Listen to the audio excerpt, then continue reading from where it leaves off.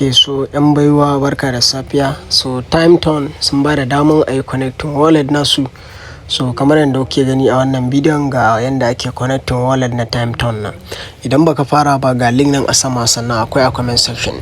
Kana zuwa za ka taɓa nan gashi na inda arrow ɗin yake. Then sai ka taɓa connect on wallet, so da sai ka taɓa connect on wallet.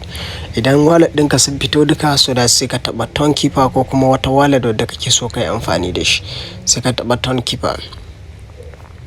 Kamar yadda kuke gani zai ɗauke ka zuwa Ton Keeper ɗinka.